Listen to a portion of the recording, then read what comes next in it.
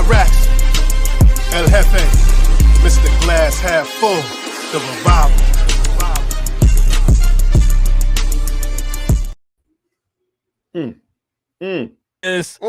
Peace and blessings. It is your boy Eli Rax, aka Vibes, and welcome to New York Revival, where it's not just sports, it's entertainment. And I'm here with my brothers, man. You guys know who this is, and that's Mr. Glass Half Full, and that's Spee if you nasty. I can't even put in the camera no more. This mic is like in the way of everything right now. What is this? You know. I was pressing my little dots on the. Oh, okay. All right. I feel you. Fire. Ready to go. And shout out to my brother El Jefe, aka Blue Jersey, aka Orange Jersey, aka Damn It Tibbs. Yeah, if y'all didn't know, things up next, baby. How we do, I see what man. you're doing. Hey, and shout out to you. Yes, you see that, right? Fire. And shout out to you. Yes, you, the revivalists in the chat. Please hit that thumbs up, share, and subscribe. We do appreciate all the support. Honestly, guys, we have a special guest in the building. Before we get right into it, guys, let's just go around the rooms, check the temperature of my guys, man. How was your week, man? How was your weekend? And I'm going to start with El Jefe on this one. What's going on, man? You just released a new video, too. Fire, by the way. Testing the waters, bringing the fan sketches over to the Knicks, just because now I've been watching more and more Knicks, more and more Rangers, and it's helping fill the giant void that the Giants have left in my life. And listen, we got two relative like playoff teams just cooking right now. Like we got two, they're ready to rock, bro. So this is a good time. If you've like tested the water a little bit, this is a great time to jump in. A lot of people like went to sleep on the Knicks for 20 years while the Giant is awake right now, and it's time to get back into it as they get healthy for a playoff run. But I just want to say, thank God February is over. January and the darkness is over, and I'm wearing green today because this is one of my favorite months. Yes. Okay, St. Patrick's month. It's Guinness month. It's the end of the darkness and the cold, and I'm ready to turn the page to some warmer weather, some clearer sinuses, some better times ahead. So that's where I'm at mentally. That was my 6 minute. How you doing, Jeff? Hey, we needed that. I like it, man. Shit, gotta do your thing. No, he's right, and let's just hope that the rule of MSG, which is the law of MSG, is that either the Rangers or the Knicks do good. Let's just hope that for once it all just comes together back like in 1994. Just happens to be 30 years ago. No big deal. It's not like it's a coincidence here. Everything's coming together. The Rangers are going to pick up somebody at the trade deadline. The Knicks are going to get healthy right when they need to. And it's all going to come together. And the great thing is you have free agency, NFL free agency next week. You got the draft in April, and everything in between coincides. It's a great time of the year. Like you said, St. Patty's Day right around the corner. We've made it to the other side, people. The depression of old football season past is gone. we are on the other side. And I'm glad to be here with all you guys and with our special guest coming up, too. E, how was your weekend? Did you? Man, it was great, man. No, great. Sat there and stayed under the radar, man. Went to work a little bit. Nothing really crazy, man. Just sat and chill with you guys. But, guys, without further ado, man, I'm not going to have you guys wait too long, man. We got a special guest in here, man. We got YouTube Yoda, a.k.a. Mr. That's my guy, Pest, man. May he rest, man. YouTube Yoda in the house here today. We got Entertainah talking sports. Round of applause. Round of applause. Round of applause. Round of applause. What's going on, brother? Thank you so much. Rest in peace to Pest, by the way. Yes. The one that used to call. He started that nickname, but great guy. But really excited to be on here with you guys. Obviously, haven't talked with you guys in a bit. We got some news today to talk about. Obviously, McKinney and Barkley and the tag and free agency around the corner. And it'll be a fun show tonight with you guys. I totally agree, man. But first, man, before we get into anything, Chris, man, there's one thing that was very noticeable in Giants Twitter or Xland or wherever the hell y'all want to call it these days. Man, you've been missing in action, brother. Where the heck you been at, man? Where you been, bro? Did you like people was like, yo, man, he checked himself to a clinic. He couldn't deal with the toxicity. What's going on? Where you been at, man? Tell the people. sometimes you just need to get away from it, man. You just need to get away from the toxicity. The Giants are depressing enough. I'm sick of being the therapist and or whatever you want to call it, and it's just I don't know. It's just toxicity, man. Sometimes you need to take a break from it. That's where I was. Carl Banks did the same thing a few months ago. I think he took like a month break, and yeah, I needed to get away from it, man. It's just too much. He was like the guy from Jon Snow, with the sword out, with the whole army coming at him and battle the bastards. Entertainah was taking on all, and he just could. He got a little bit. He had to take a reset. He had to take a reset. It's fair enough. Fair enough. We understand. No, listen, I'll tell you this. During the off season, I don't know if you guys noticed, but I don't tweet much. Like, especially like if it's there's not much in the season during the games, I tweet a lot. But during the off season, you get like 2 or 3 from me. Yeah, fair. True indeed. But sometimes you just gotta get away. So I definitely respect where you're coming from. That's pretty awesome, man. I definitely get it. But let's jump right into it, man. Obviously, we got some news, man. Wish I could. Saquon Barkley and Xavier McKinney, unfortunately, will probably test the market. I don't know if they're going to come back to the Giants once they do that, but I just want to get everybody's thoughts about it. Especially, let's go with Saquon first before we hit Xavier. But a lot of people don't want him back. Some people do. I mean, that's my favorite player. I would love to have Saquon back. But before, we go into that, let's go into Saquon, man. Unfortunately, he's going to test the market. Did you see this coming? And I'm going to start with you, El Jefe, man. What do you think? I'll just say, if you want change, right, we got to stop doing the same thing and think it like the Giants aren't going to be a relevant competitor next year.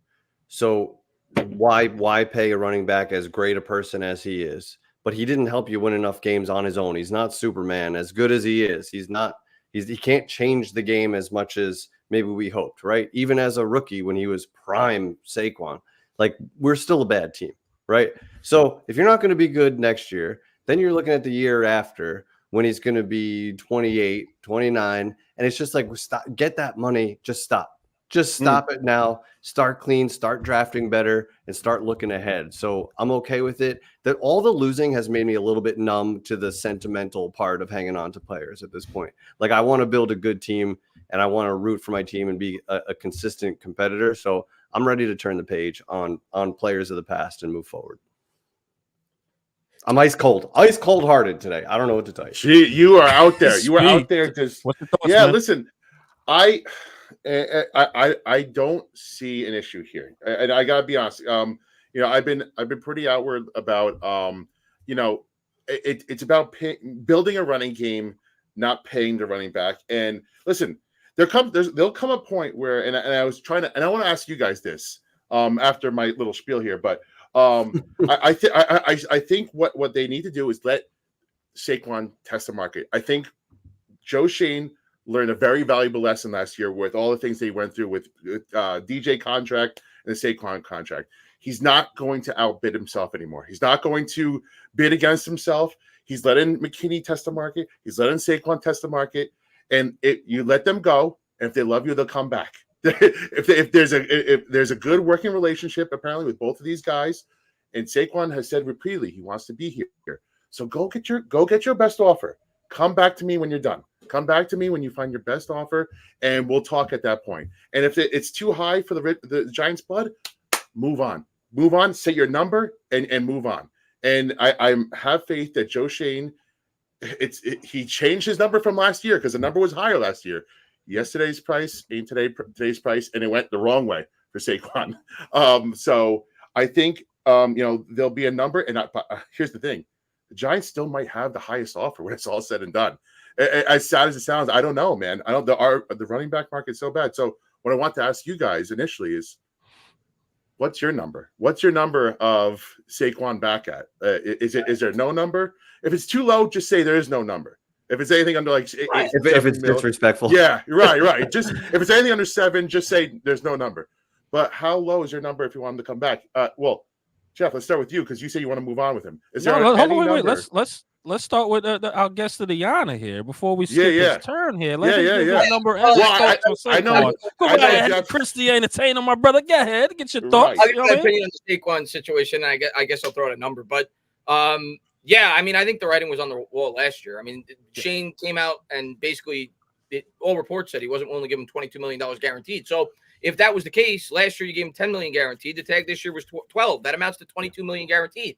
So if he wasn't willing to do that last year, why would he commit $12 million to this year's cap with far less pressure? The year before, the Giants were coming off a playoff win, right? Like there was a lot more pressure to try to build off of that.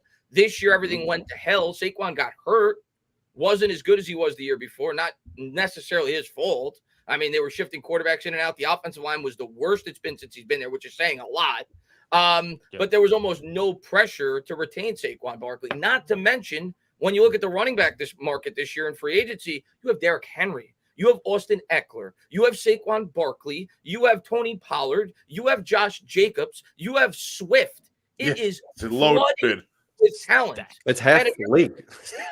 And if you're just saying, you look at that, you say, why in the world would I give this guy $12 million where I can't move it against the cap? I love him. He's a face of the franchise. In my heart of hearts, I want to see Saquon Barkley retire as a New York Giant. I would love to see his name in the Ring of Honor. I don't think it's going to work out. And to be honest with you, at this point in time, I think it's what's best for both parties. The Giants aren't in a situation to be able to compete for a Super Bowl. Their offensive line is still a mess, like it's been for 12 years. They have no pass rush outside of Kayvon Thibodeau. They need to invest in the trenches. They're not in a luxury position to be able to pay a running back. And I think it's best for Barkley, too, because you're 27. You're approaching the end of your prime. We all know that. Historically speaking, running backs break down by the age of 29 and they fall off a cliff. You got 3 years to win a Super Bowl, buddy. So if you're Barkley, why wouldn't? If I'm Barkley, I would take less money personally to go play with the Baltimore Ravens if that gave me a real chance to win a Super Bowl. Like that's where it starts. He's already made his money. If he takes $1 or $2 million less to go and try and win a Super Bowl, that's what I would do if I were Barkley. So I just think at this point in time, it doesn't really make sense for either party. I think if it was going to work, it would have worked last year. And the Giants tried to do that. They tried to extend Barkley in season last year. I think that was the initial plan. Extend Barkley to a deal we're comfortable with and tag Jones. There was only one tag to use. And once they weren't able to come to an agreement, they elected to tag Barkley because it gave them the better opportunity to build last year because they would have to commit $32 million to the quarterback tag. So it didn't work out. But I think that in the end, I think it's going to be best for both parties if he moves on. And my number, I mean, listen, if the market's like $5 million, $6 million, sure. But I just don't think it's going to, and even if it is, I just think Barkley would try to win a championship if he's going to play for that price. So he would go and play with Baltimore or Houston with Stroud. I just don't see it. I don't think he's going to be back with the Steelers. I can't figure out which running back is going to drive that number up. You know what I mean? Right. Who's going to be the one that pays the most? Well, that's the thing. When there's double digits running backs at a position that's so devalued as is, one of those, you're going to be able to get one or two of those guys for a pretty affordable price. And there's no reason to pay Barkley $12 million against the cap. That's why I'm kind of saying, like, if it's equal, I think he might want to come. He might take $1 million or $2 less to stay in New York because he loves New York. So you think you could see Barkley taking less to stay in New York rather? You might be right because not significantly less, but like I think if it's a matter of $1 or $2 million, if you take Barkley by his word, you're right. Like he has always said, I'm a Giant. I want to be a Giant for life. If I were him. I'll get the hell out. I first bus out of fucking New York. We're not going to compete for a Super Bowl. I don't know. Like I think. What do you think, man? To leave New York. What do you think, man? What do you got? Listen, I'll tell you this right now, right? As far as Saquon Barkley, right? The market wasn't fair during for running backs last season. So I don't see him getting a $12 million deal. I think that was the best number that he can get this year. It's just when he's going to reach that number, when he's going to reach free agency, that number is going to come back about 12 million, maybe 13 million, maybe 14 max. He'll probably get somewhere on the market. Probably not. I don't even think that. You're absolutely right. I don't even think that. But at the same time, in token, he's going to take that 12 million. He's going to play with like a Baltimore or a Houston. To come back here to New York is just we're wasting his talents. Like if he's the guy that Dave Gettleman thought that he could be a Hall of Famer, right? Which we've seen Saquon's talent. Like we know what he can do. He can be one of those guys that when it's all said and done, maybe he can have a trip to Canton. but he just can't do it here with the New York Giants. He just can't. So go out there and take your $12 million or whatever the case is and go win a championship. Get your 1-year contract with Baltimore and go see what they can do for you. At this point, to stay here with the Giants, go. Like, we're in full rebuild. If you guys didn't see the picture and the writings on the wall right now with these two players that are testing the free agent market, Joe Schoen is like, we're going to build this thing differently. We're going to start from scratch, and we're going to go through all the rumors and etc. when we go throughout the show. But right now, we're in full rebuild. Like, we wasn't winning games with him here. So everybody that wants to sign him back or whatever the case is, you got to kind of think of it and go, man, that's a bad business decision at this point. So, at this point, I hope Saquon goes into a different team. I hope he wins. I hope he wins one completely, just like Odell did. Oh, dude. But to sign him is there No. any Giant fan rooting against Saquon? Like, There's we all definitely- want the best for him. No, You we think want so? what's best for him. I don't know. I think a lot. Well- I think the large contingency like the player. 98% is rooting for him. There's Right, always some against the. We Like, know Will hates Will, him. I Right? didn't want to say the name. I didn't want to say the name. Yeah, like I can't get down with the people that are like, get this bum out of here. Like he couldn't be a better like dude to have play for. Like the Giants just have sucked, and he's part of that. He's the face of that sucking, along with some others. But I mean, like, it's not. It's So not it's his fault. time. It's but just if you're- time. If you love Saquon, it's time. I don't necessarily buy that he like wants to be here forever. I think that's a smart leverage play to try and tug at the hearts of ownership because he knows what ownership will do if they want a player. But I just think it's time because I'd rather use if it winds up being 8 or 9 million, wherever that lands, get me another guard. Get me a starting guard. And if that's the difference, absolutely. like that will be the difference between getting 2 guards in free agency or 1 maybe. So get 2. Then, like the rookies you're trying to develop, let them sit and learn. Let them get better, and they'll get the opportunity because injuries happen, especially with the Giants. So, like, build that line through free agency and draft better. You don't need to pay Saquon. You don't. Yeah, I mean, all you got to do is go back and look at our Super agree. Bowl team. We didn't have any immaculate running backs. We had good running backs, but the best offensive line in football. We were able to generate a good running attack. I think that's far more important. Building that offensive line. This team is just face of sucking. This team is. You heard it here. You heard it here. Poor guy. I think we could all agree on that. They're not equipped to pay top dollar for running back. Yeah, right. And let me go to the other side of the coin, man, because you got Xavier McKinney. Now, I'm telling you, there's a lot of people that is like, we need to sign X. Like, if that's the homegrown talent, at least give him that money and maximize your chance at at the safety position there. So I'm gonna start with, of course, man, the guest of honor on this one before we go around the room. Xavier McKinney, man, are you giving that guy a contract? And if he walks, would you be upset? I guess at this point, Tana. Listen, man, I think he's a little bit more complex than Barkley. I think Barkley's pretty cut and dry. I view Barkley as like a toxic relationship. Like you're in that long, drawn out 5-year relationship where both you were just like, should I move on? I don't know if I would be happy without her. She doesn't know if she'd be happy without me. But in the back of your head, you'd both be better off departing. That's the Barkley. Nobody's trying to break each other's heart. Yep. McKinney's a little bit tougher because he's young. He's 24. He's still getting better. So I get the argument to keep McKinney. But here's the thing. Today, what happened? You saw the best safety on the market get tagged. So he's off. So he's not going. So suddenly McKinney's moving up the totem pole in terms of the best available safety. He's 24. He signed a super agent this past offseason who's responsible for signing 2 of the 4 highest paid safeties in the NFL today. The writing was on the wall from the beginning. McKinney was going to try to get as much money as he possibly could. And if you ask me, where's Joe Schoen going to prioritize his money? I don't think it's going to be at the safety. I don't think he's going to spend 18, 19, $20 million a year, which is what McKinney's going to go for. Some people may not want to believe it, but with the increased market, he's going to get it. You think he'll get close to 20? The tag 17, so that's got to be the starting point for him and his agent. That's at the minimum they're going to go. That's too rich for my blood, man. And I just think the Giants would be smarter to pour their resources elsewhere when you start to talk about that price. Give me a Bryce Huff for 18, 19, 20, $21 million. I'd rather have the edge rusher that could make Kayvon hit that next level, Dex hit that next level. We've seen it as Giants fans. When you got a dominant pass rush, you could hide a mediocre secondary. And I think the same can be said for the offensive line. So I'm about building the trenches. As much as I love McKinney, I don't think he's worth $19, $20 million a year, which is probably what one team is going to pay him. And it only takes one We saw it happen with Landon Collins, man. Landon Collins got what, $15-16 million 5 years ago when the market was so much lower. So he's 24, he's young, he's talented. Someone's going to give him that kind of money. And I think the Giants told you today they're not going to be that team that's going to do it. Yeah, that's fair. That's fair. I mean, listen, it's funny. Yeah, go ahead. Sorry, go ahead. No, I just want to get this off here before I forget, before I go around the room, and I'm going to start with a glass half full once I'm done here. But you're absolutely right? Like, at this point, Xavier McKinney is probably like one of the top 5, as far as free agent safeties, right? He's going to get that money. Someone's going to overpay for him.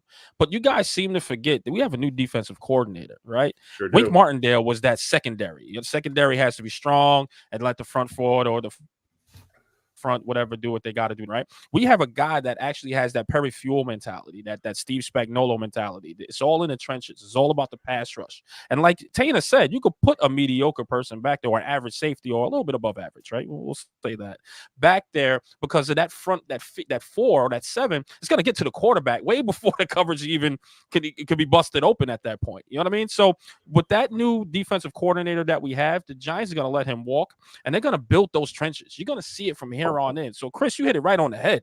You're going to see that old-fashioned New York Giant football where they're going to rely on those guys to go get sacks. You're going to see Kayvon Thibodeau actually play and not drop back in coverage. You know what I mean? Like, you're going to see him actually attack the quarterback. So the new defensive coordinator that we have is freestyle, but play the run. Go attack the quarterback, but play the run. So the leash is off for these guys. So it's going to be amazing to see. It's going to be great. His defensive philosophy is a polar opposite from Wink Martindale. Yeah, Wink Martindale is, we're going to blitz 50% of the time. Our new defensive coordinator, he's like, we're barely going to blitz. I think they blitzed 22%. Right.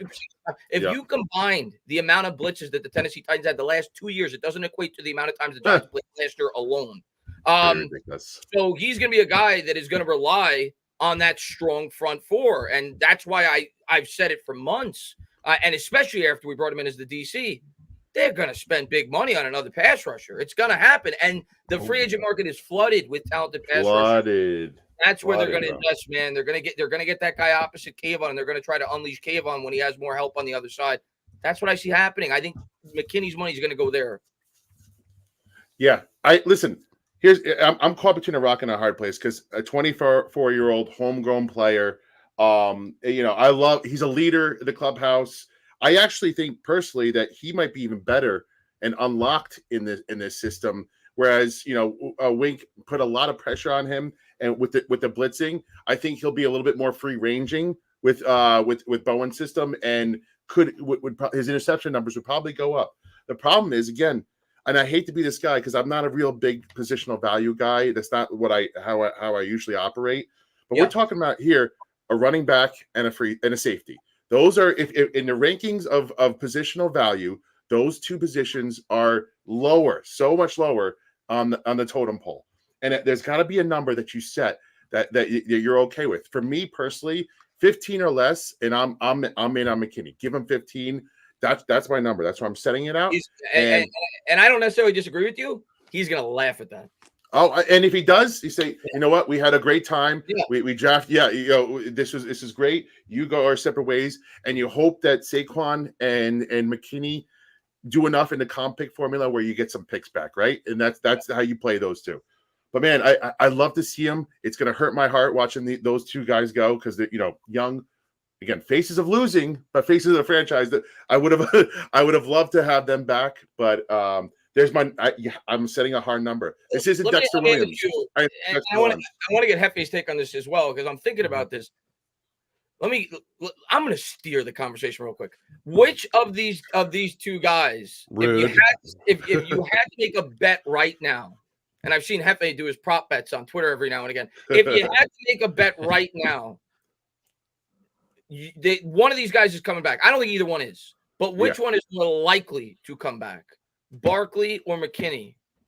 I think the answer is Barkley, only because of how loaded the running back market is. Yes. I agree. I would say Barkley too. I think he's going to see that there's no market and be like, nah, I don't feel like moving. Let's do. But he's going to. It's funny you say that. McKinney's going to price himself out. I actually, I'm about to say, I thought it would be McKinney to come back. But but here's the thing: the fact that, and Tana said that $17 million for a freaking tag and he could get 20, then it's not going to happen. That's So too the rich, best bro. person, if you Too want to put rich. money on, is definitely Saquon Barkley because, like you said, the running back market is just flooded, man. So I see Saquon coming back for sure. I thought McKinney at first until those numbers I came don't in. think he's coming back. I just think if I had to pick one, if I had to pick, if I had to Yeah. put money on this, it'd be Saquon, absolutely. Yeah. But none of them are coming back. You're absolutely right. I don't think so. Hefe, what are your thoughts on? You got any additional thoughts on McKinney? Yeah, like at first I was kind of shocked that they didn't get a deal done, or at least a transition tag, and like that was pretty surprising to me because like on paper, here's a guy 24, he could be in his prime for another 5 or 6 years, right? Safeties can last past 30, the good ones. So, but I want to give Art Stapleton credit for this thought. I'm not going to steal it, but I'm going to give him credit because he said the Giants have to ask themselves, are you getting the McKinney that lit it up the last 8 games who knew he was due for a contract, or are you going to get the guy who's on social media making some weird decisions, like here and there? So if there's doubt, I don't necessarily want to reset the market. I will say that I expected to have him back. I thought they would have come to a deal like 15 a year, like something around there to get it done. But again, if their stance is we're not paying high level players, back end safety when our trenches are a problem, and if their stance is going to be we're going to build this fucking line and we are going to purchase the best offensive lineman available, then I would much rather have a diesel line than a good young safety back there if it's one or the other. But to be honest, I was like very shocked when it first came out. I expected them to get it done, but this is one that I'm not necessarily going to lose sleep over at this time. I Two think questions. I hope he has a plan. I just hope he knows what he's doing. Basically, 2 questions. If you had to pick right now, what's his name? Onowu from from the Patriots or McKinney. If you had to pick one of those two, who are you picking? I'll take the guy I can't pronounce. Yeah, I'll take the rest. I'll take him too. It's offensive lineman, right? Yeah, he's a guard / tackle. Yeah, so absolutely. Yeah. So he's very versatile, and we need an offensive line. Quick timeout. Especially we just cut Glowinski, so we need that guy. Hold on.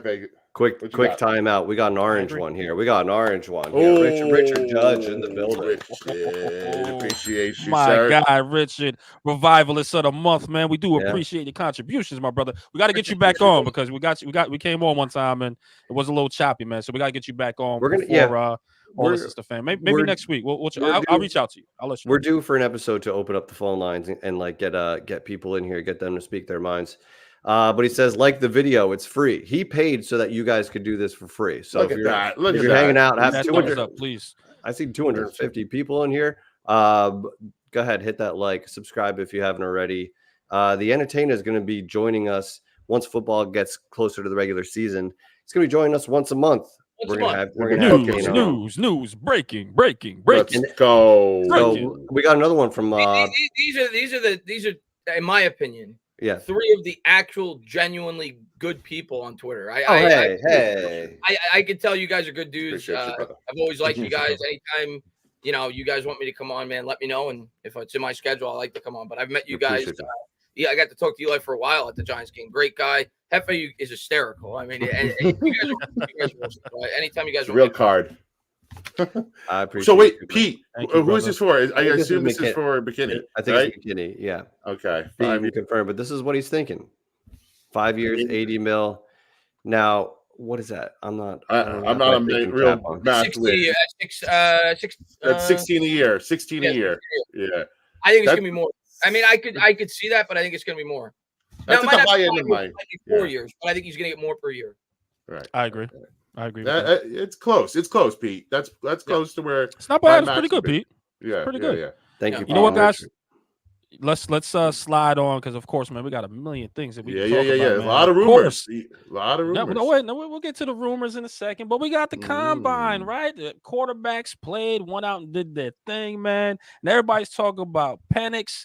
I almost said Justin. I mean, like that's crazy. That's gonna shout out. That's crazy. Shout out, my guy. I bet part of him hopes they draft him. He's gonna get that. Yeah, he's just in a of course. But JJ McCarthy, Penix. Was also the guys there that was pretty much talked about, man, that could be probably placed with the Giants, especially J.J. McCarthy. But guys, at number 6, man, I'm gonna go do something a little different. everybody wants a quarterback, but it's a couple mock drafts. So we're gonna have you guys do your live mock drafts here. I'm gonna do a little something different here, and of course, I'm gonna start with the guest of honor. Right now, the Giants are on the clock at number 6. Entertainah talking sports. Who do you pick, man? Who do you have at number 6? Do I get to be told what we did in free agency? Yeah. Do I get to be? Let's assume we went offensive line and offensive line edge. I'm going to be under let's do that. Trenches. I'm under the assumption that what's going to happen in the first 5 picks is what I've thought all along. There's no way in hell Chicago's trading out of the first pick. I don't care. And now you're starting to see people start to say there's no way, and it's not going to happen. They're going to take Caleb Williams. Even if Washington wanted to trade out, which they will not, they will absolutely take a quarterback. They haven't had a franchise quarterback since the Civil War. They're going to take a quarterback. So if they're going, I think Drake May or Jaden Daniels. You pick your pick whichever one you want.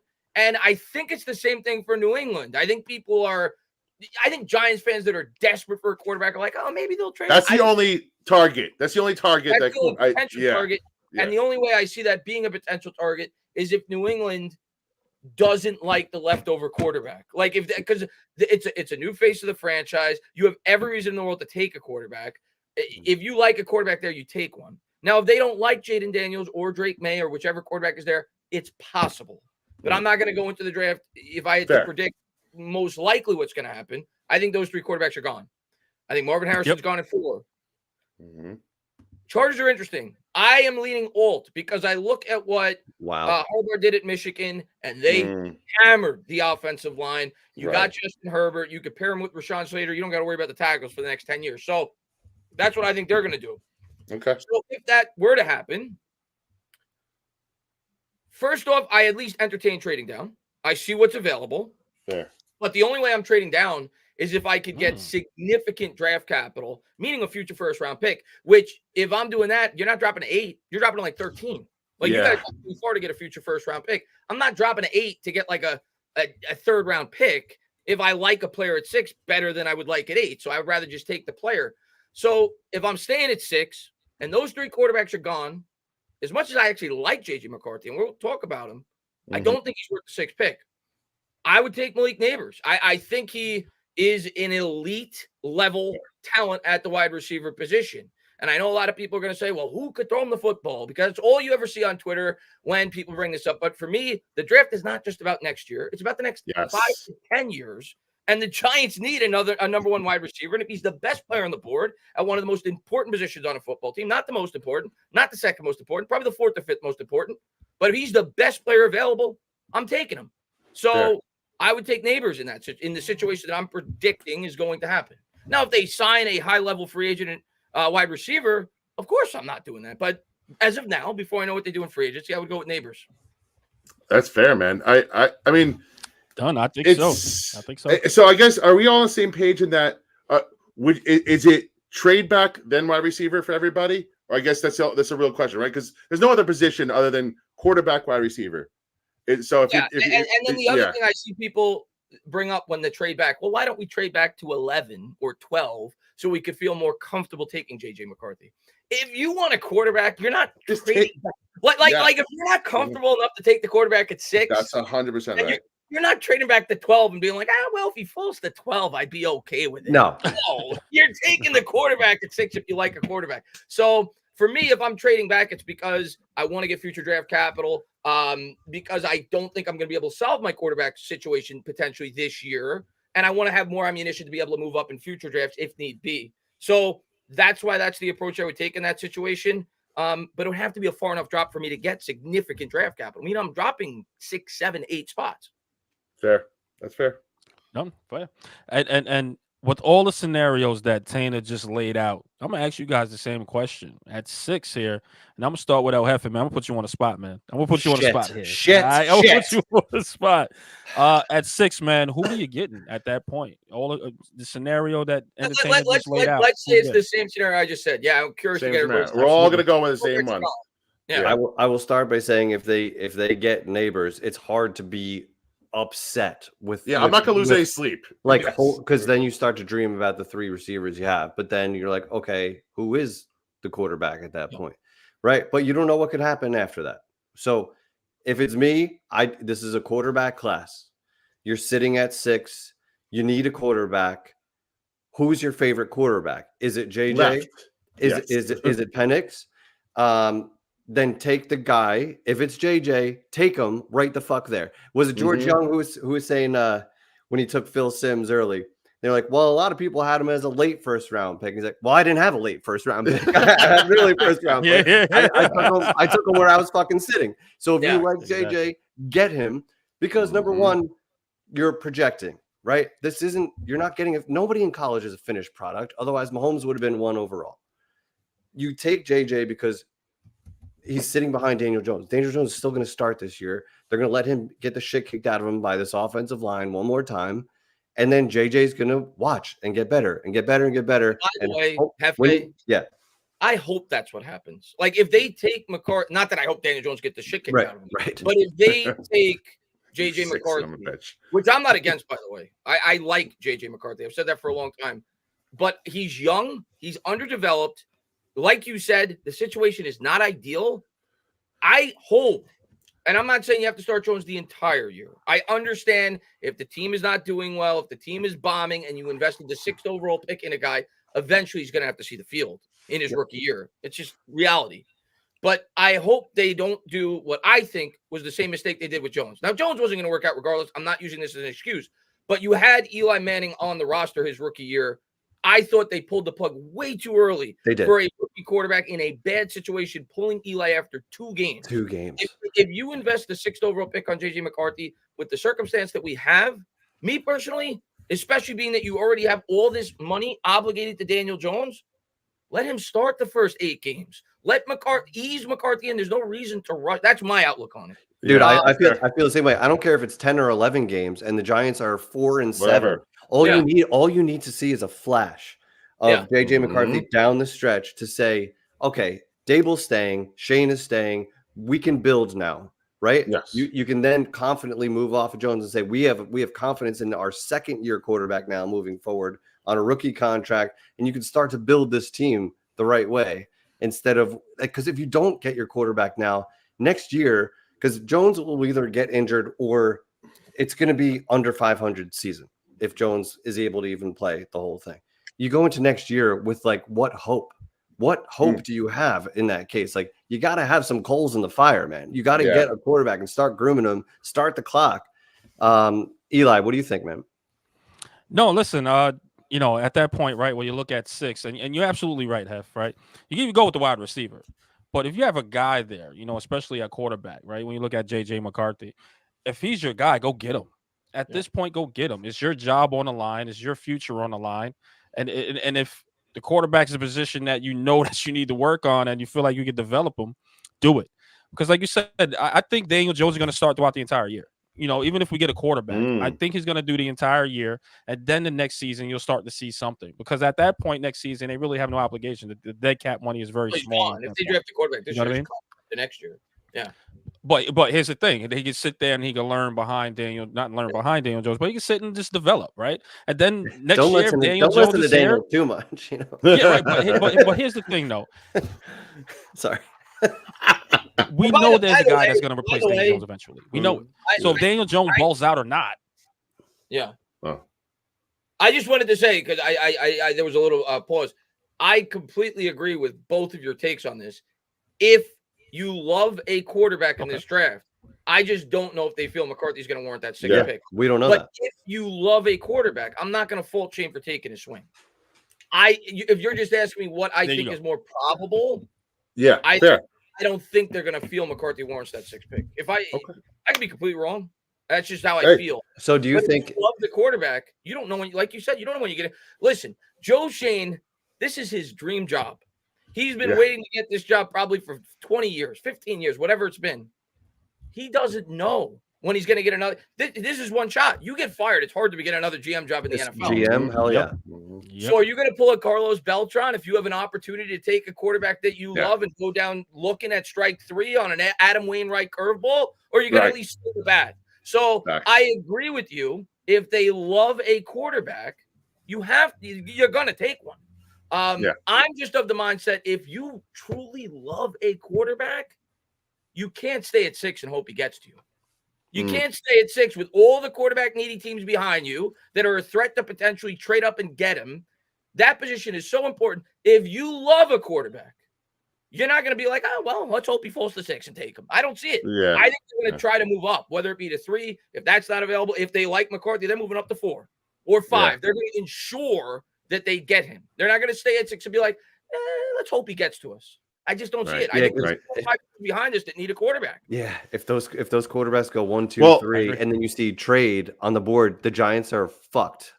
Well, here's the thing. It depends on how big of the gap is between whether how much they like McCarthy and Penix. Because if it's close, if they like both of them, they're like, okay, one of these guys are going to fall to us. We don't need to trade up. Like the chances that 1 through 5 is going to go quarterback, like it's damn near impossible. So if it depends on how much they value Penix at that point. And for me, when it comes down to at 6, play it out the situation where they get Neighbors or Dunze, right?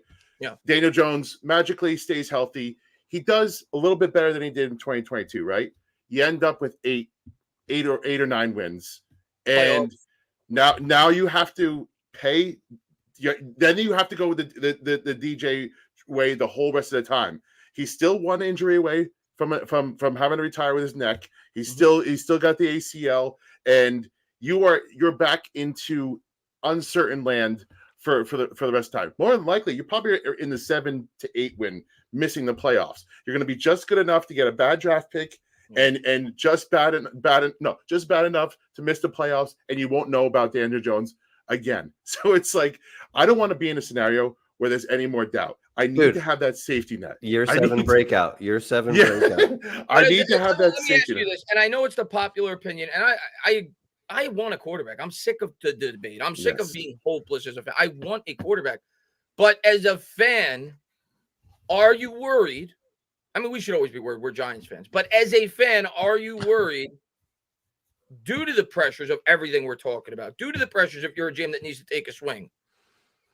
Does Joe Schoen do what Dave Gettleman did? And does he take a quarterback just to take one? He's smarter than that. I think he's smarter than that. Is the worst possible scenario. I agree. But what Eli said, and I agree with it.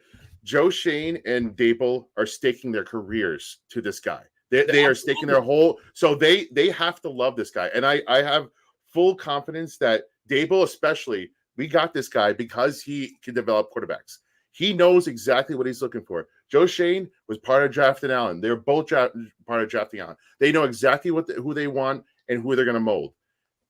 If they don't love the guy, don't take him. Fine, I agree. But if you don't love one of JJ or Penix, I have to question, like, so you're going to just go down swinging and just hope for the best in the future? That's your best. Yeah, that's why it's a tough decision. I'm going to take my chances. Yeah, what if they're not in love with either? Then, like, what do they do? I think we're gonna have our answer, guys, in like 2 weeks, because I think if the Giants spend premium capital on a backup quarterback, I think that tells you that Dable's going into the year knowing that he's probably not going to be drafting a first-round quarterback, and he knows that this team can't go up in flames this year and win 5 games, and he knows he can't trust Daniel Jones to stay healthy or play at a high level. He needs something as a backup plan. So if the Giants spend $8, $9, $10, $11 million on a backup, which that'll be the price with the raised market, whether it be a Gardner Minshew or whatever, one of these Tannehill, I don't know. Yeah. I think that lends itself more towards we're probably not drafting an early quarterback. Can I ask you guys this question? I agree. Real quick. Can I ask you guys this question? If they pass on a quarterback, do you think that means that Dable and Shane think they're safe? That like pretty much barring less than 5-win season, in my mind, I still think they're safe regardless. I think Shane's safe regardless. I don't know about Dable. I think Shane's safe regardless. I think in my mind, if you're passing on a quarterback, that means that you think you got next year to find your guy, right? Like that. That's how I am. That's how I'd be operating if I'm them, especially if they trade back. Then they're trying to get draft capital to move up next year. But in my mind, if you're passing on a quarterback, you think you got another year to find one. There's no other excuse. Like if you think your job is on the line and it's win or bust, or you have to have show something, you have to take McCarthy or Penix or move hell or high water to get one of the other 3. That's what you have to do. Well, I'll tell you this: the fans will probably be more at bay. if they draft a quarterback. You know what I mean? Oh, Like the fans will be 1,000%. like, all right, let's give them a little bit more time. You know what I mean? But if I already think ownership is going to keep both those guys, no matter how the season ends up. Draft a quarterback or not, I think they're safe regardless. Even Dayball, I really do think so. I would lean your right. I would lean you right. Yeah. Right. Let's go to the super chats real quick before we go crazy. I got a quick comment right before the super chats. I just want to rewind the clock a few months, and it's part of the toxic nature of Twitter. When DeVito was ripping off 3 wins in a row, and some Giants fans were like, "Fuck," like hating every second of it. It was like the only thing to get excited about last season in the lost season, right? Like it was such a right, and it was like, wow, my team's like winning games, a fan should never have to root for his team or her team to lose. It's it's the most unnatural thing in the world. So bad. But I will say, this is why fans hated seeing the Giants win those meaningless games, because you are now at 6 instead of 3. If we were sitting at 3, there would be no debate. We wouldn't have to move. The Giants are getting a top tier quarterback guaranteed. Prospect, yes. Yeah. But like that's why I like fans that word, felt prospect. that way. And like I hate that feeling of I agree. of being on the fence. Do I want my team to win or lose? But that's what the Giants put us in. They did that to us. I get what you're saying, and I will never badmouth a fan because I get why fans root to lose in certain circumstances. Sure. At the end of the day, It makes sense. What's best for the long term, the long term nature of the team. So I understand it. The way that I look at it is, one, anybody that thinks a football team is going to tank is living in fantasy land. It doesn't work that way. Yeah. Head coaches' jobs are on the line. Players' jobs. Like people were calling for Dable's head. You remember it. People, the media were calling for Dable's head before they went on that 3-game winning streak. If they kept losing, that wasn't going to go away. So, and we saw what happened to Joe Judge. Nobody thought mid-season that year he was going to get fired, and look what happened. It went off the rails. So no team's ever going to tank. The players are playing for contracts, right? You look at McKinney, Barkley. Those guys are playing for contracts the following year. So that's never going to happen. So as a fan, I know it's completely out of my control, and I just refuse to be miserable. I just go into the games being like, whatever happens. Yeah. I'm not pumped up if they win. Like you're just, I know that sucks too. The players and the coach. Right. And if they lose, I recognize good comes from it, but it's out of my control. I know the team is never going to intentionally lose. So that's just the way I do it. Agreed. Am I going to fault fans for being like, well, if we lost, we would have got the second pick, the third pick? Okay. I get it. I get where your head's at, but it doesn't always work out either, right? We were screaming we wanted Chase Young. Andrew Thomas worked out. So let's see what we do in the draft. But I get hear you. where we're coming from. Even what you said that like I'm just kind of watching. I don't care. Like even that sucks. Like it sucks to be put in that. Let's hope that's not happening again. Like we live for. There's a video of me, Eli, and Spiro at our spot in Staten Island at this bar, and we're watching the end of the Jaguars game in 2022 when we won with a goal. Absolutely. Dude caught a pass on the 1-yard line. We tackled him, and that was the game sealing tackle. Bro, that anxiety of winning a meaningful game is what it is all fucking about. That's everything right there. And we've been robbed of that, except for 1 year, so much for the last decade. So like I'm just trying to get back to that. All right, we're done. Super chat. Who's the dude that made that tackle in that game on the 1-yard line? Who was it again? Was it Pinnock? It was. I think it was. I think you're right. I think it was, right? Yeah, I think it was. Whoever that was, they saved Saquon Barkley's ass. Oh yeah, my God! Like 3 times on that last drive. I was screaming at the top of my lungs. Yep. But yeah, that was a fun game. That whole season was fun. The Ravens game, the Packers game, the Titans. That back in our lives. That whole season was great. Yo, if the Giants win challenge, remember that was huge for us. Just doing that. Let's bring that. We didn't expect them to go 6-1, 7-2, something like that. We were paying debt. Out of ideas after all right, let's catch up real quick. Fabian is saying, "What's up?" to the forever, mine. Good to see him coming in here showing you guys some love. What's up, Fabian? Thank you for that. Jeremiah, I think it's a sports beard based on the picture. Yes, I want to say it's a sports beard. Hey, more FA songs. I have more like quarterback songs in the hopper, but I don't know if people want to hear this song anymore. I think you know how I feel, but I got something in mind. Let me just put it that way. Hopefully, we I'll beat be the there. Cowboys by as many points as Jerry has illegitimate children he's fathered. Oh. Tell us how you really feel there, Jay. The Cowboys. The funniest thing is, since I've been watching the Giants, I have always felt hopeless when it came to the Eagles. Even when we were good, I have always felt hopeless when it came to beating the Eagles. But when Eli was here, when we were at our best, we always seemed to have the Cowboys number. Like in the big games, we would always find a way to beat them for the most part. Now it's kind of reversed. Like now it's built towards. I actually have a little bit more confidence when we play the Eagles. Every time we play Dallas, they destroy us. Smoked. Can we please find a way to be competitive? We have to get back, bro. Please. We got a couple more. Let's go. We got it. Please. This guy, Chris from the top rope, every week he sends us the most random shit, and we love him for it. And when we met him at a tailgate, he came up to me. He's like, "I'm the one that asks those weird questions." I'm like, "Oh yeah, all right." Chris is the best. We love him. If you were involved in a bar fight, we'll each say a guy. Which Giants player would you want? Okay. Which Giants player would you want fighting by your Current, side? I guess, or let's do current. We'll go current. Otherwise, Nick Gates would be my Lawrence Taylor. Yeah, that's what I'm saying. Lawrence Taylor would do a line of coke and he would just destroy everything. Yeah, exactly. No, but I got to meet Chris too. He was great. Actually, we hung out with David Tyree for about a couple of minutes right before Giant game. I got to meet Chris. He's a good guy. Very nice. If I was gonna, all right, I'll start. If I was gonna pick a Giant on this team to go to battle with, I mean, I gotta think about this one for a second. Yeah, it's tough. There's a lot of softies on our team. I don't know. Keelan doesn't seem like he's that nasty. Yeah, vicious. That's maybe Bobby Okereke. I feel like Bobby Okereke's got a mean streak to him. Just he's a middle linebacker. He's got to have a little bit of a. That's a dude you don't want to fight. You don't want to fight him. You definitely don't want to fight him. I'm going Dex. I mean, he's just gonna pick people up. He's and a big boy, man. I mean, he's a big boy, and they're gonna like him afterwards because he's like the most likable guy on earth. I'm going Dex in this case. I'm gonna say Darren Waller, because he's got a little bit of a dark side. No, he's got a little bit of a dark side. We don't know about Darren Waller. He'll pull a hammy in his first step. What do you mean? I only need him to throw. He's got some reach, bro. He's got reach. You're getting beat up, bro. You're getting beat up. Physicality standpoint, he's got the measurables, but exactly he sprained his ankle within the first 13 seconds. Okay, me and Dex versus you and Waller. You're not running. He's not running. I'm not asking him to run here. I'm asking him to throw. Sometimes you got to move around. I ain't running. Hold on, I'm gonna top all of y'all right now. I'm going Hottie.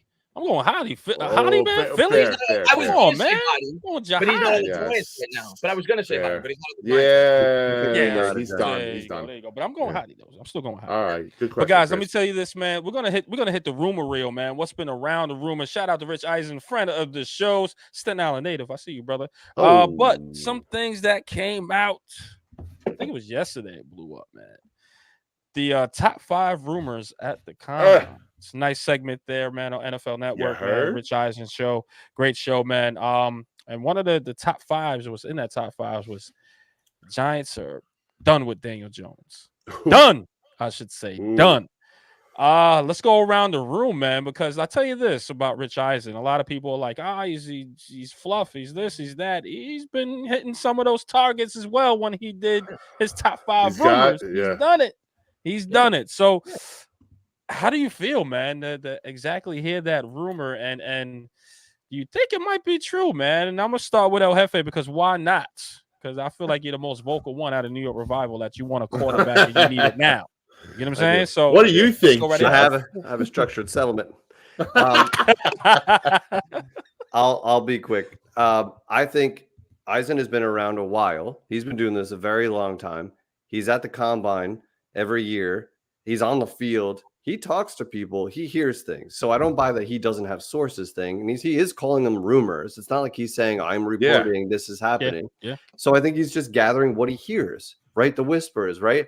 And if Shane is around talking to people like, if someone's asking him, what would you do? You need a quarterback. Like, yeah, we obviously got a plan. We can't base everything around Daniel Jones at this point.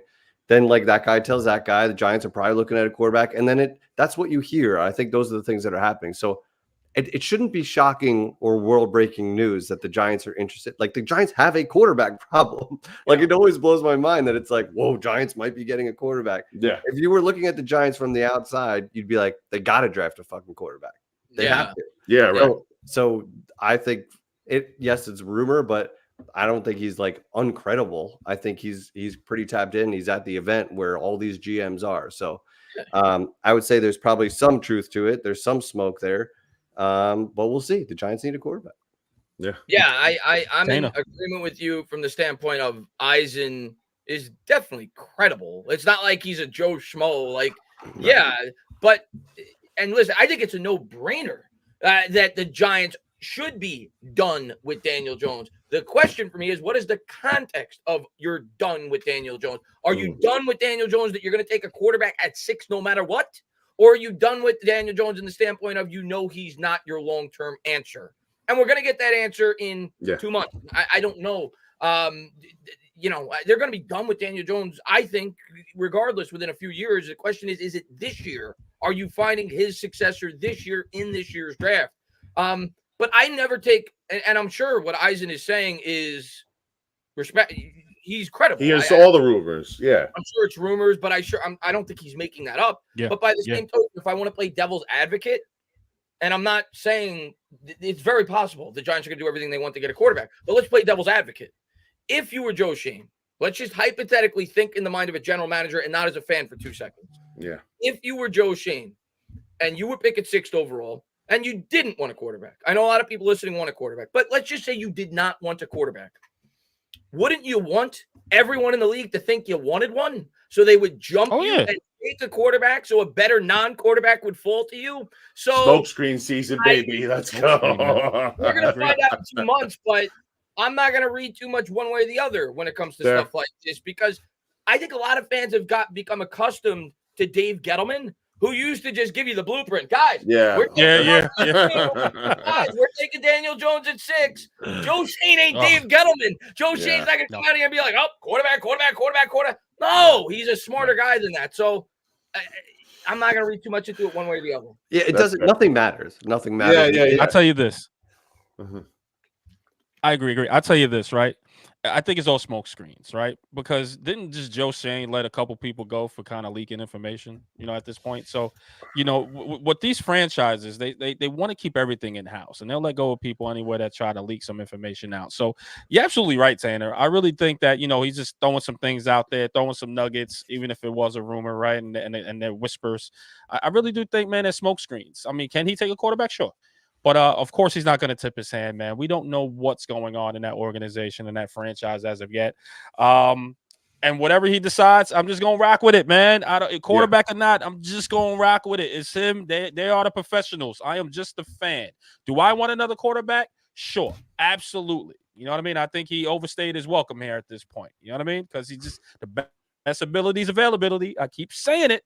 You know what I mean? So I think he overstayed his welcome. But at the same time, in token, man, whatever those guys decide, they get paid the big bucks and multi-million dollars a year to freaking build this franchise. So do your thing, man. But overall, I just think it's smoke screens. Let's see what happens, though. We'll find out in the next couple months. Here's the thing. This is why I give it a little bit more credibility. Because at the end of that sentence, he said, I heard it from multiple people. And multiple people gave it. It's not. He didn't hear it from one person. He's hearing it from several people. He didn't hear it from the janitor. Right, exactly. I'm sure he did. And here's the thing: if you couple it with the other stuff that you hear, Connor Hughes said the worst kept secret is that the Giants are trying to trade up to get a quarterback. It just goes with all the rest of the rumors, and it's an easy dot to connect. Maybe Eisen's just making the easy dot connection here, maybe not. But if you just think about it logically, yeah, of course there might be done. Of course, the Giants have to play Jones this year. He's not going anywhere this year. But if you just connect the easy dots, they're trying to move up. There's been rumors. You see them talking to JJ McCarthy. You see them all the quarterbacks they brought in for interviews. I mean, it's very simple to make these dot connections. And let's say this too. Rich Eisen was the same guy that said the Giants were going to sign DJ right before the DJ signing actually happened. He nailed that. He had it nailed. So say what you want about his sources. Say that this might be bullshit. It's not bullshit. Yeah. No, not at all. He's Not at hearing all. it from It's a matter somebody. of is what he's hearing being manufactured by the Giants. And he prefaced it. He prefaced it by saying he heard it. He hears millions of things. Yeah. Millions of things at the combine, and most of them are not true. But to go to your point about the trade up, you'd have to be an idiot if you didn't think the Giants were going to at least inquire to trade up For sure. to get a quarterback in this year's draft. They're going to at least Why not? Yeah, right. in the spot again. But yes, that doesn't mean they're going to doesn't mean anything. Yeah, doesn't mean that shit. Right. They may not love a quarterback at 6. That's the biggest question that we have. Yeah. Yep. You'd be bad at your job if you didn't know what all your options were. Yeah. Right? Like we'd love Caleb, but should you trade fucking everything to get there? The price is a lot different to get to 2 or 3, and nothing matters until you hear this sound.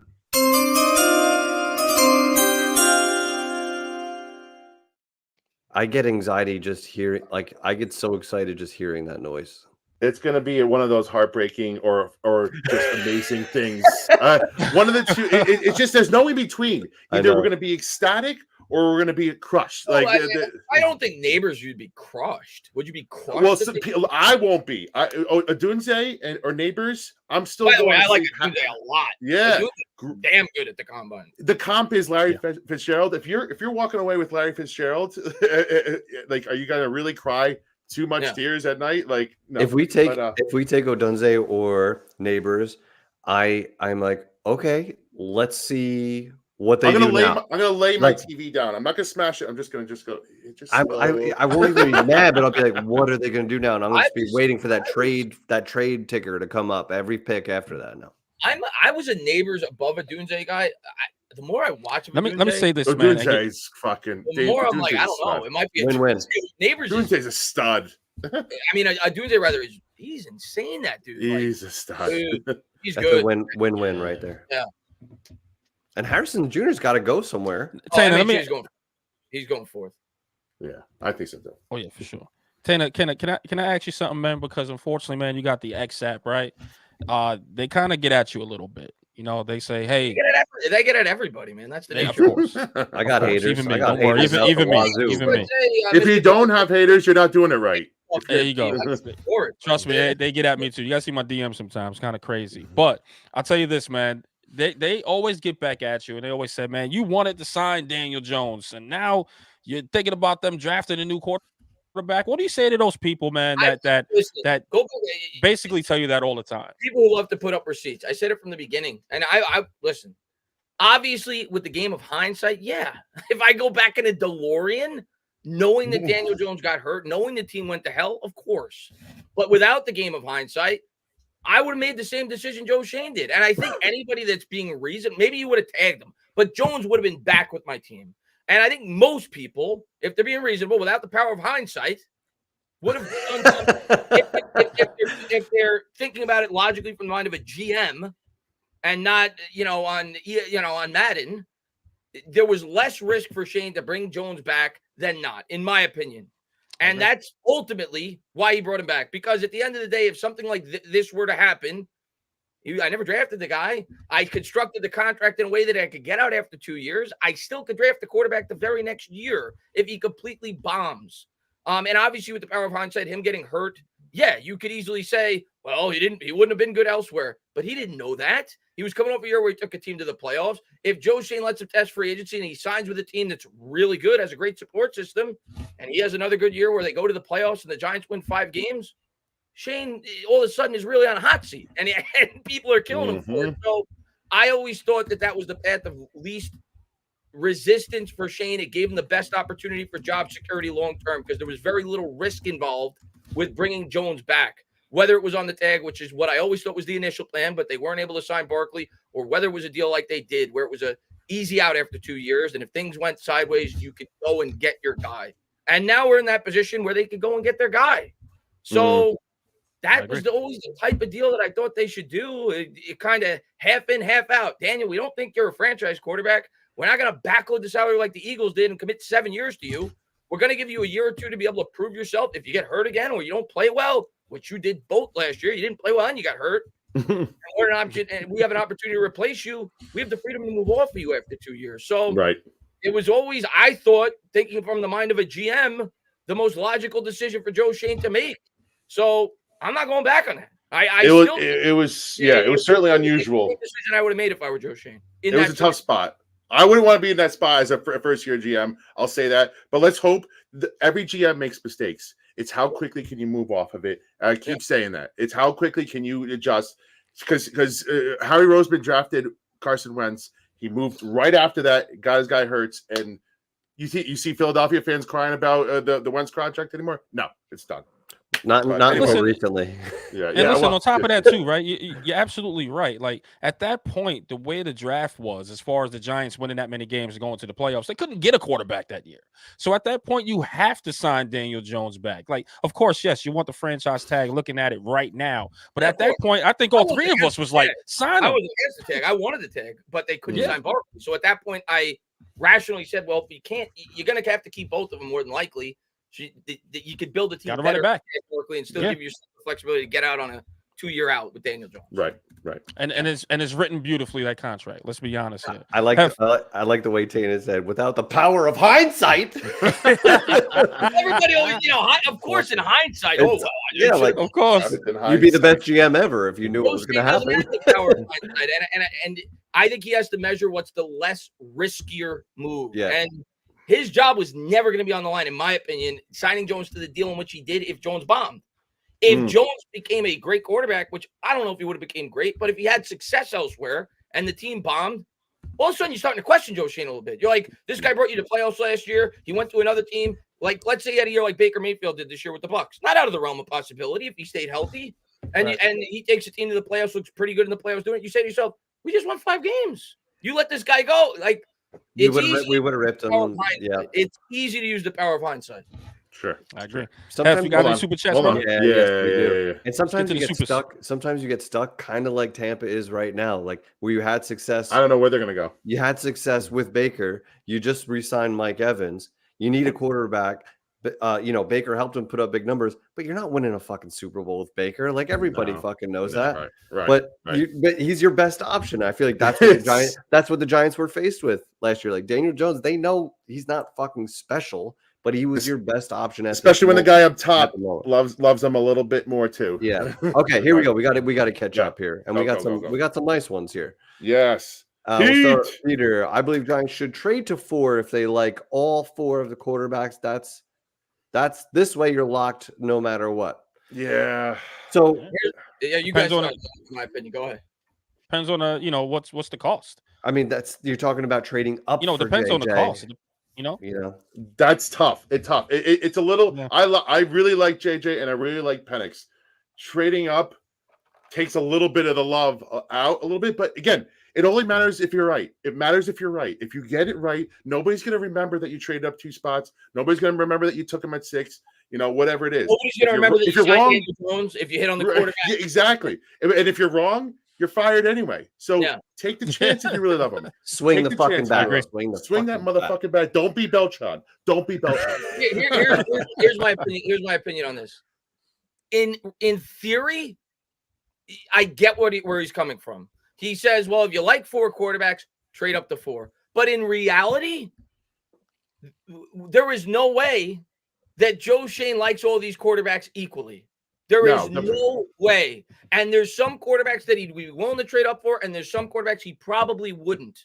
So I wouldn't trade up to 4 until the pick was on the clock. And if I love that quarterback, I would trade up. But we could say going in, well, there's 4 good quarterbacks. You don't know that Joe Schoen thinks there's 4 quarterbacks that he thinks are worth trading up for. You don't know that. So I think it would be silly to trade up to 4, not knowing the quarterback that's going to be there when you pick. I think you have to wait until draft night. Okay, we moving on. I agree.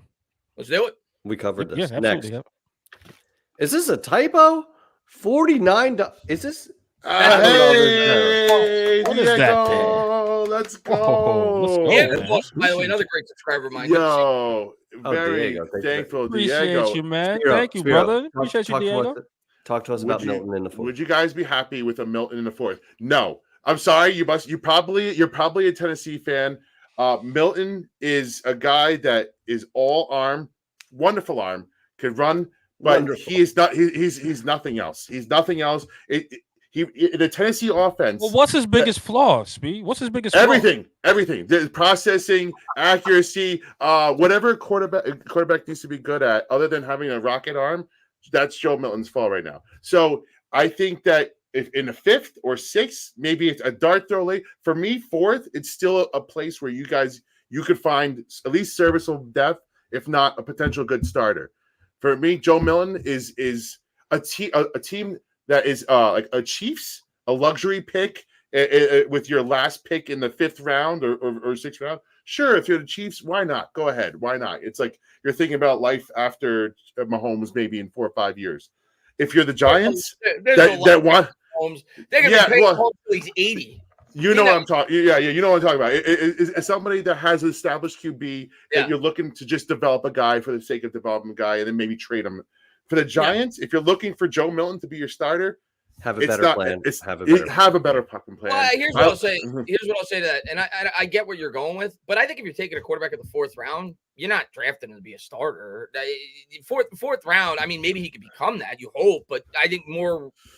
Then why that's what I'm saying. Why are you taking it at that point? So I wouldn't be against that. Like, I think the Giants could go 2 ways this year when it comes to the quarterback position. I think option 1 is to do what it seems like you guys want to do. Take a quarterback no matter what with our first pick, whether it be trade up, whether stay at 6 and take a quarterback. I think option 2 is to sign, like I talked about, a very reliable backup and to take a guy like Milton. I'm not saying him specifically, but to take a very late day 2, very early day 3 guy that you view as a project that could sit on the bench for a year or two, that if he doesn't turn anything, who cares? He's no cap hit. Maybe he's a guy that you swing for the fences, and if you're Dable, you believe he could become a starter 2 years down the line. Right. I'm not opposed to something like that, but I wouldn't even consider him until at least the 4th round. I'll agree there. But minimum 4th, yeah. If they didn't take a quarterback early and they wanted a guy like Milton who has a big arm and they think that they could morph him into something in the future, I wouldn't scream at that. You'd scream. You'd kick and scream. I've seen it. Hey, who's better than Tuto? Who's better than Tuto? Does he show up on your channel too, Tina? You know Tuto. He's of course he's on my channel. Tuto goes to every Eagles game. He lives in Italy. He goes to every Eagles game every year at the link, and every time he goes with like 80 soccer hooligans. And he gets arrested every time he goes. I wouldn't expect nothing less. I love this guy. To translate this for me. Massive salutes and respects to Revival, Tana, and all diehard Giants fans in America. That's a good start. And please slap all stanky boys, Lala's out in front door, hard and fast, and forget about it. Forget about it. I love it. I love him. He said, forget about What's up, Tudo? Good to see you. Fuck about it. Fucking about. Jeff, you totally are an Italian. We know Jeff isn't Italian. That's great. He's Irish as fuck. Irish as fuck. That's what we got here. Real quick, being that you're Irish, what's your favorite beer? This month it's Guinness. All day, every day. Otherwise, Yingling is home base. Yingling. I'll say this about Yingling: for an affordable beer, it's better than most. It's good. I love it. It's my favorite beer, but for like a Bud Light price range beer, it's better. It's better than most. Not to sound like a raging alcoholic, but completely on board with you with the Guinness this time of year. Yeah, fantastic beer. It slaps different. March hits. It's in my DNA. I start to crave it when March hits. What about Peroni? You guys have had Peroni? I love Peroni. It's good. It's good. Corona's my awesome. beach beers, baby. Beach beers. Yeah, Corona's about a poolside or Modelo for me. Modelo is great. Dude, like in the summer, I'll slam Coronas back. When I go to a tailgate, it's Miller Lite because I'm drinking for quantity, not quality. So there's a beer for every situation. Little tip for you guys: little Bacardi Limon on top of your Corona. Drink a little bit of Corona. I've done Bacardi Limon on top. It gets you a little more jacked up. A little more jacked up. Little pep. Yep. To that step, you know what I mean? Yeah, I understand. A little pep to your step, and it also, it's also delicious. So just throw it out there for you guys. That sounds guys. Just to let you know, man, we have We have 366 people watching, man. We want to thank Entertainah and you guys Oh. as well. Please hit that like button. And if you want to X app, X don't pay us. They don't do anything for us. But transfer over to that YouTube. Get in the chat, man. Say what up to us. Hit that thumbs up. Please subscribe, man. So we do appreciate all the support, guys. But let's keep going, man. A little bit with Tana, man. Hold on. Run through more a couple more. Jeff, a couple more real quick. Tana, educate them. I don't know what to say. Chris, can you please tell me who these guys are? Well, I'm glad some of my subscribers. Thank you, Tana. These guys are great guys. Listen, man, they're just regular guys, man. They're New York sports fans that love to come on here and talk sports. That's all there is to it. I've met all of them. 3 great guys. They got a great channel. I saw it from the beginning. I actually reached out to them. I asked them if they wanted to do some kind of channel because I do think they're building something good. They've had a lot of great guests on this channel. I think they're definitely worth hanging out with. They're not guys that are going to throw it in your face. They're going to listen to your perspective. What I try to do on my channel. So yeah, definitely a good group of guys. So I appreciate everybody for checking them out. I appreciate you, Chris. And thank you guys. Yeah. Oh, I'm sorry. Yeah, and really quick, man, for the new ones, the guys that, the guys that Chris brought over, man, the great guests he's talking about. It's just, it's just Joy Taylor's, Kay Adams, Nate Burleson, Tiki Barber, just to name a couple. No, he's name dropping. He's name dropping. So go take a look at those past interviews. We got you covered, man. Turtle from Entourage. Appreciate Tana. Oh yeah, we got Turtle from Entourage, man. Jerry Ferrara too. All right, we still got Pete, going back to my fight. Yeah, thank you, Pete. I get it. Waller made of glass. Okay, we get it. Hero, I mean, if you were drafting for a fight, Hero, he said Waller's going to retire, right? I'm telling you, Waller has a dark side that you guys don't want to fight with. I'm telling you, Waller's got a dark side. He's fighting himself, bro. He ain't fighting no one else but himself. What is you talking about? You on your own, bro.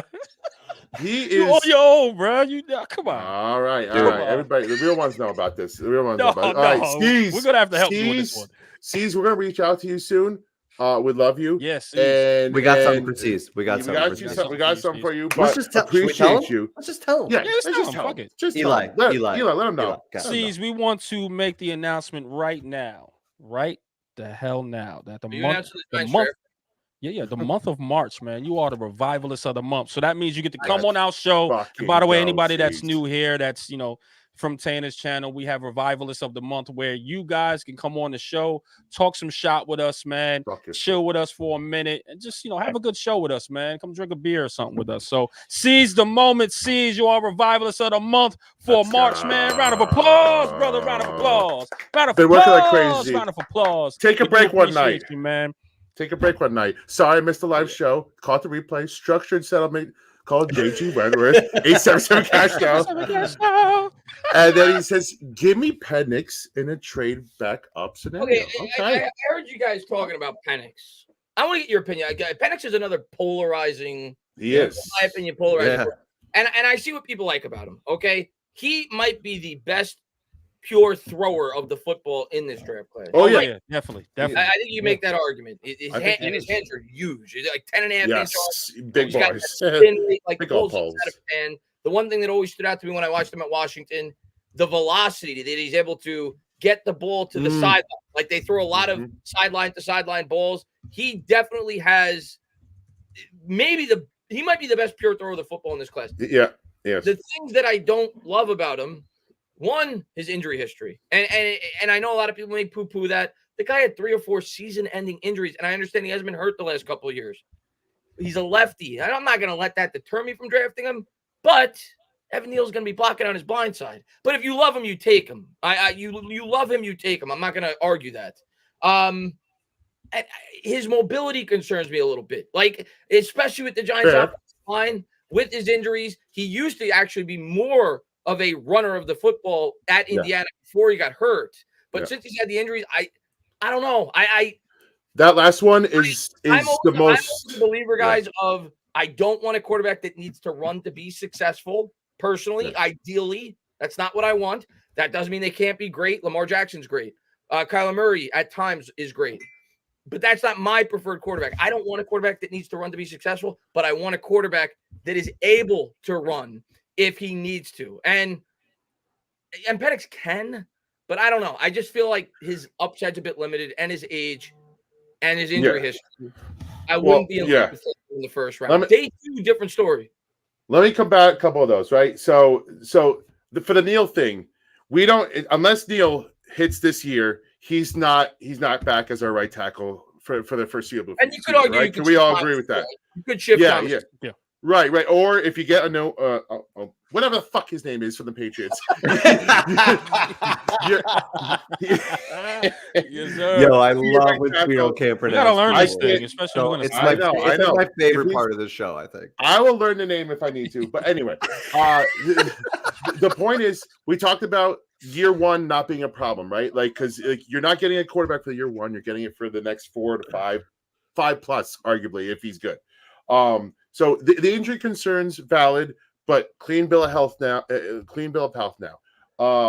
If he gets another shot to the knee, yes, it's worrisome. But that's where maybe him not being a runner is probably better off, right? Like his first instinct's not to run. He's a pocket quarterback. He's not going to put himself in harm's way a lot of times. Yeah. Your most valid argument, I would say, is a little bit. He's not a statue back there, but he's not the rest of these quarterbacks. He's not OL proof.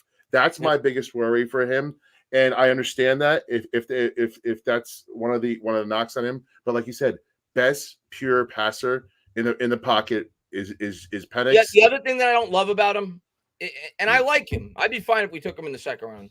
The other thing that I don't love about him, if you look at his stats this year in terms of throwing under pressure, not good. And when you look at what he did, I think it was in the what was it, the national championship game or one of the playoff, whatever it was. He got his ass kicked that game. When they got pressure on him, man, But how many quarterbacks succeed in that situation? If you're being realistic, because Caleb, I've watched a lot of Caleb games where he's gotten his ass kicked and he did not look good. A lot of quarterbacks. To be fair to Caleb, though, first off, Caleb, I don't get the hate that this guy gets. I understand he may not have the most welcoming personality. Like I get sometimes. Yeah, it's overblown.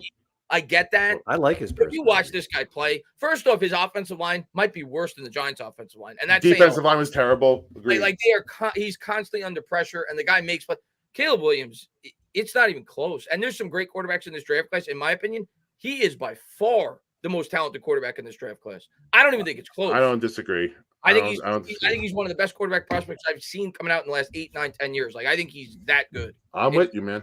That's why Chicago's not fucking trading the pick. So let's stop talking about it. There's no way to trade that pick. Hold on. Can I just drop this real quick? Holy shit balls, Jeremiah. Yo, let's go. We love you. We love you, sir. We love you. His finger probably slipped. That was supposed to be a $5. Yeah, it was, man. We'll take it though. We'll take it, brother. We appreciate you, man. Wow. Yeah, he says, definitely, man. Do we have PTSD from the draft by their fucking amazing production on this show? I'm not sure what. I've got to get some of that shit on my show. NHL Nightly. Okay. NHL guy. I like it. Okay. Shameless plug. Love you, boys. Yeah, even all the way up here in Alaska. Hey, you guys know what? I saw a dot in Alaska, and now I know who the fucking dot is. I appreciate you. You're right. Jeremiah, we do appreciate you, man. Also, guys, just to let you know, you can do exactly what our brother just did here. If you want to have your plugs, $50 or more. Feel free. You know, it's only gotta match or beat him at this point. You'll take over as the guest of the show. I'll hop on. We'll let you on. Yeah, we'll let you on. We'll let you on, man. Yes. We do whatever the fuck you want with that kind of sucker for money. Uncle Sam wants us to pay some things. So. By the way, Alaska's on my bucket list, by the way, and I know Jeremiah's from same. Yo, we're gonna hit him up. My grandfather was a pilot, and he went to every state in the country. He always told me his favorite place to go was Alaska. But what I will say, Jeremiah, in the summertime. But what I will say, Jeremiah, I cannot imagine a more depressing place to live in this country than Alaska right now. I don't know how you imagine. I think Alaska in the wintertime, they have like 5 hours of daylight. Like I don't know how they do it year round. The people that live in Alaska, half the year there's no daylight for like 20 hours. It's insane to me. I just watched True Detective, and the whole nighttime at all times of the day, it would fuck with me. I don't know if I mentally could get over that. But Anywho, we gotta keep moving on. What else? What we got going we got on some here? more supers, man, that we got to get through because we cannot close the you're show right. out until we get to these. Yeah, you gotta supers, right? respect. So You gotta we respect. gotta respect the supers, man. These guys are keeping the show going. Tana was like, "Get me out of here in 30 minutes." This is like an hour and 30 minutes here. What are we doing? He's like, I just paid my quota for the next 4 months. Exactly. So, He's not gonna come back here next month, guys. I want to let you know. We gotta get him out of here. Good beer. I agree. What Sam Adams were we talking though? There's 50 different seasonal. Are we going cherry? Are we going Oktoberfest? Are we going summer? Like, what are we going? Is there a Boston? There's a Boston. Boston Lager. Yeah, that's a good one. I think Sam Summer's actually my favorite. I love Sam Summer. I do too. Agree. Oktoberfest slightly behind that, but Sees when you come on the show, we'll talk about this more. And please, brother. We should all have. I'm a DM you, brother. So just look out for it for sure. Sorry, what other supers we got? Hey, Shah, we appreciate you, my man. Hey, I like Shah.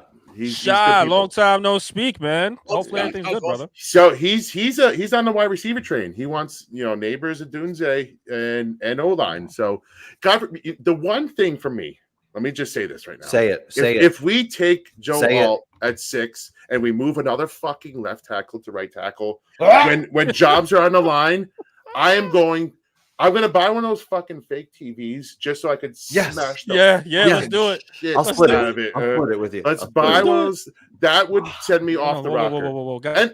And I like one. Right now, you can donate to the Split the TV fund. Right now, it's getting a super chat. Don't worry about it. It wouldn't send me off the rocker. I love offensive linemen, but here's what we're moving them again. It didn't work last time. Dude, it's not happening. It's not happening. And Joe Shane has come out, and by the way, we are addressing the offensive line heavily this year. Sure. I think we're going to spend premium resources in free agency. I think we're going to get one of the better guards, and I think we will draft at least one lineman day 2. I think we're going to address the line a lot in this draft and in free agency. But Joe Shane has all but come out and said, if you've listened to his press conferences, and said that they have faith in Evan Neal, and he drafted him 7th overall, I would be stunned, although not screaming, if they took Joe Alt. But I don't see it happen. If you were to do that, obviously you're shifting Neal to the guard. It's not what's going to happen. Yeah, it's just a shit show. One of 3 things are going to happen. It's going to be a quarterback, it's going to be a wide receiver, or it's going to be a trade down. I don't really see any other scenario with our pick. I don't think we're going Joe Alt. Agreed. Thank God. Let's get to the rest of the suit. Yeah, Peter says, thank you, Peter. Here's why you take your quarterback when you can. You never know when you're going to get pick in the top 10 again, right? Yeah, the opportunity is there now. Don't fuck around. I will say there's people that are like, hey, just tank for Arch Manning or Sanders. Like, you have no idea. No clue. There's 32 teams. I get it. And if you love a quarterback, I agree. You do everything you can to get him. But you don't just take a quarterback because you're picking the top 10. The Jets have done that for years, and it has not worked, right? They took Mark Sanchez top 10. They took Zach Wilson top 10. They took you have to love the quarterback too. But I agree. If you have the opportunity to take a quarterback you love and you're picking high, you don't know when you're going to get that opportunity again. For everybody that says, oh, you could just wait a year. Let's be honest, guys. And I don't hate Daniel Jones, but let's be honest, guys. The first year that Joe Shane took this job, if that was even a decent quarterback draft class, Daniel Jones would be gone. You're right. You're absolutely right. 5th and 7th, it was historically the worst quarterback draft maybe in the history of the NFL. Giants. Before that, it was probably the draft where E.J. Manuel went 15th overall. So if you're picking high in a draft and it's a strong quarterback draft class, you have to at least entertain taking a quarterback. That's such a good point. They didn't pick up DJ's 5th year, which was the right call. Okay, yes. I see that thing popping up again. Like, why did they? No, it was the right. It was the right call. It was the right call at the time. There's no reason to pick up his 5th year. But damn it, why couldn't that have been this class? Everything just falls so terribly. It was the same way Justin Herbert. Daniel Jones, he got $100 million. The same way Justin Herbert fell terribly. The Giants were all set and ready to draft Justin Herbert as their next franchise quarterback. Gettleman went to about 7 of his fucking games. And then, he decides, I want to stay one more year for no reason, absolutely no. He didn't get drafted much higher or lower. He really went back because I think he wanted to hang out with his brother 1 year. It fucking killed me. And then we drafted Jones because of that whole thing. It was a butterfly effect. It fucked us. It's just our bad luck, and let's hope that we get out of this fucking movie. Hold on, Speed. Even remember what Art Stapleton said too, right? Like John Mara loved Josh Allen, loved him. So the Giants fans really think he has a say. We could have had freaking Josh Allen over freaking Saquon Barkley at this point. You know what I mean? But here we are. Dude, here we are. Even Bills fans didn't like that pick. All right, on to the next one. We gotta keep moving here. Congrats to C's for being the fan of the month. I appreciate you, former fan of the month, Chris. Absolutely, former revivalist of the month, man. He's a good Don't one. forget to ask Tina the shit. Before we get out of here, yes, I appreciate. Let's save that. Can we save Hold that? on, we're gonna get to it. Yeah, if I get $100 million if I get it right. Oh yeah, you're gonna get $100 million. You'll see. You'll see. You'll see in a second. Let's get through these supers because we got a couple more that's bouncing up. We appreciate it. See, Monty said Owen Woo, and I don't see where the woo is. It doesn't. I don't see where the woo. But if it's pronounced that way, it's pronounced that way. Owenwu. Okay, we get Owenwu. One of those. He's gonna be just like Okereke. Like when the Giants signed Okereke last year. Okereke. It's like when they first drafted Senor, I was like, how the hell do you say that? Once we get him on the team, we'll get accustomed to it. Yeah, exactly. Hey, now look, just got back from Florida. Look, this guy's living a life. He's Alaska, Florida. He's sponsoring our podcast tonight. He really is. We got to talk to you in April, man, when we pick a revivalist of the month. We have to talk to you. Oh, fucking yeah. Shout out to you, Jeremy. And last one, Neil. We love Neil. A very big fan of ours. Everything will hopefully work out. Thank you to you four. If you guys are always great. Let's fucking go Giants, baby. Amen. Amen. Thank you so much, man. We love you, Neil. So we're gonna close this out pretty good, man. And we appreciate all the super chats and everybody supporting. Like I said, please, if you can, hit that like button, subscribe to this channel, guys. We do appreciate Christy Entertainah stopping by. But let me close this show off with this, man. Okay. Because we asked Art Stapleton this as well. It was a good reaction. Okay, so there's a Stapleton question. It's an everybody question from now on. We asked every guest. Yeah, we asked almost every guest. It's gonna be. So I'll tell you this here. OnlyFans come up to you and is willing to give you $100 million. The porno site you're talking about? Sign on the dotted line. You don't. Oh yeah. Maybe some titties. Maybe it's whatever you want. Maybe a little everything. Yeah, it's your page. Showing your feet. Exactly. All right, go ahead. I get $100 million. Go ahead. It could be that too. So OnlyFans come up to you with $100 million contract. Say, hey, if you sign right here, we're going to give you $100 million. However, you don't know what it's going to be until you sign that dotted line. Once you sign it, we hit you with the bam. This is what you got to do. Are you signing that contract for $100 million? No. Let me ask you. Is this a one-time occurrence or is this one time?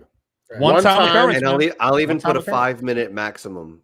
Okay. Whatever it is. Is this something where I could potentially do harm to somebody else? Nothing like that. No. Yeah, OnlyFans is just where. So this is just you won't couldn't get arrested. It's potentially. It might be incredibly embarrassing. That's like the wildly embarrassing. It can be. It can be. $100 million. It can be. You can do the most, as long as it's not something that's going to cause harm to my health or someone that I love. Right. Correct. And I'm not going to jail. Yep. I will do the most embarrassing thing known to man for $100 million, and I will delete the internet for the rest of my life. That's what I said. I'm with you. I'm with you. Palm trees in Hawaii. I'd go to Alaska during the summertime. Let's go. I will delete the internet forever. I'll never talk to you guys again. Let's go. That's good. He asked the right questions quickly. Yes. And he was so confident with his answer, like he handled that. He handled that as well as anybody. I'm with you. I said, I'll buy new friends. I'll buy whole new fucking I'll buy my own internet. Yeah, my own internet. At some point, listen. Me and Hefe was saying, nah, we're not gonna do it. We don't know. We don't know. $100 million. That's what I said. Hefe also said, hey, bro, after 2 weeks at your job, I'm sure you're gonna have one of those days. Are you gonna come back to do it? And guess what? Literally 2 weeks after we did that freaking question, I came back and I was like, yeah, you can put the pineapple in my butt. I'm good, man. Let me get that $100 million fucking dollars. I'm good, man. I'm out. I'm out, bro. I took it too far, as I do, and I was like, what if you have to like suck a horse off? Like that's a terrible.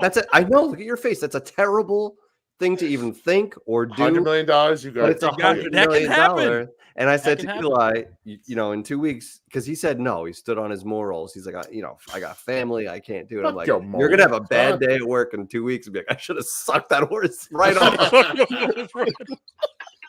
This is terrible. This is what happens on Revival, guys. All right. Yes, only on Revival you get this stuff like this, man. Tina asked the right questions. You're not hurting anybody. You're not getting arrested. That was good. That was good. You could just. We didn't even think that far. We were just like, no, yes, and no. So that's what's up. Holy shoot! So now we got another super chat. We can't close the show out, guys. Let's get to this last super chat. We do appreciate it. Keep them coming. Keep them coming. That's it. That's it. Fabian, this was a fun one, man. That was a good one, guys. This was awesome, man. And Fabian, thank you so much for the super, man. This was an absolute fun one. Now, don't forget, guys, we just announced, man, when the season starts, when the Giant season starts back up, Entertainah will be joining us at least every month, man. He's going to have a nice guest spot every month here religiously. He's going to help us out here. I got one request. I got one request next time I come back. I need to be on with one of these celebrities. I want to get the talk. Fair. Hey, when we put it out, we'll move you to the front line. My request is Kay Adams. I'll try to lose about and I'll make my move. We'll see if we can put in a good word for you. We'll see. Shout out to Kay Adams. If you're hearing this, Kay Adams, we're gonna have to get you back because we did had you on for a short time because of technical difficulties. That is my fault. And boy, she let me have it. And we're gonna talk about that the next time you want. Shout out Kay Adams. Yeah, deservedly so. Shout out to Kay. Hey, but I want to put a couple of things out before we get going. You can find us again.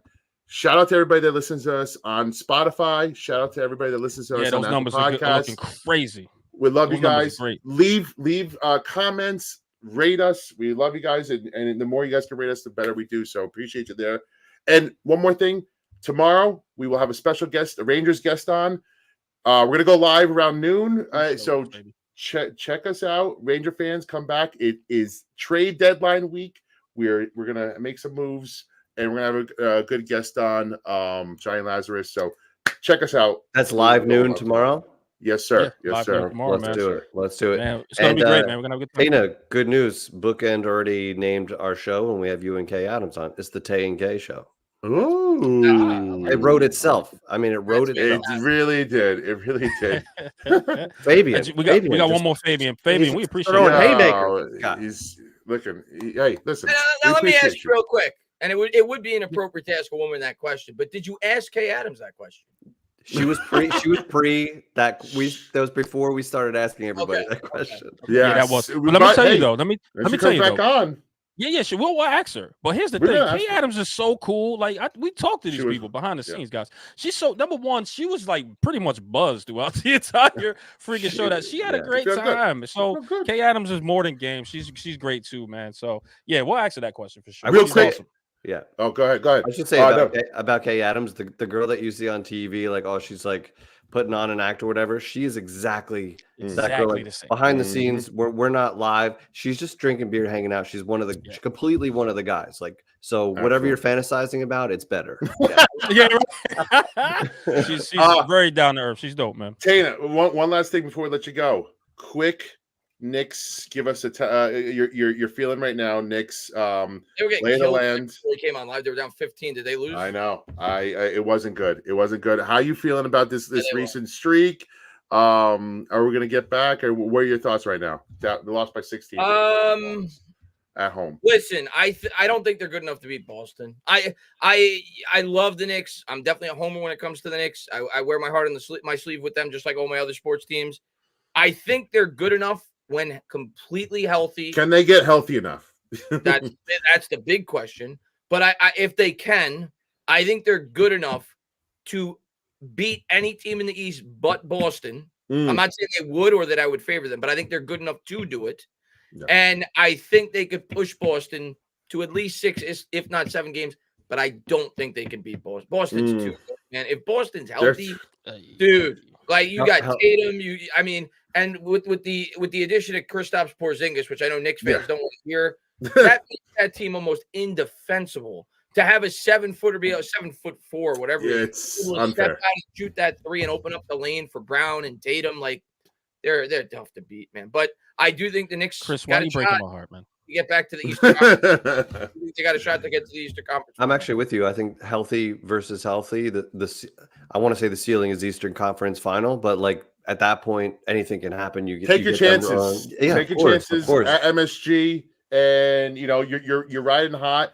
If they get the right path through the playoffs, yeah, maybe someone gives the C's a tough time. Maybe they lose somebody via injury. Who knows what happens? But get there and you take your chances. That's the goal, right? Yeah, I agree. But healthy. Guys, man, we kept Entertainah longer than what the hell we said, man. And I just want to thank you. Thank you for your time, Entertainah, man. We're going to wrap up the show, of course. Guys, just want to thank you guys, the revivalists in the chat. Please, if you can, hit that thumbs up and subscribe to the channel. We do appreciate all the support. Shout out to all you guys, man. The chat was crazy today. So, on behalf of my brothers, man, you guys know who this is. Now that's Mr. Glass half full of nets. So I got to move the mic closer. I got to figure this out. Spee, if you nasty. Let's go. I gotta figure this out. I gotta come on with a new one. And on behalf of my brother El Jefe, aka White Jersey, aka Blue Jersey, aka Damn It Daniel, and of course my brother, our brother, YouTube Yoda, Chris the Entertainer, talking sports. It is your boy Eli Rax, aka Vibes. We'll see you guys on the next one, especially tomorrow at noon. Peace and blessings. We'll see you on the next one. Thank you, Tana. Eli Rax, El Jefe, Mr. Glass half full, the revival.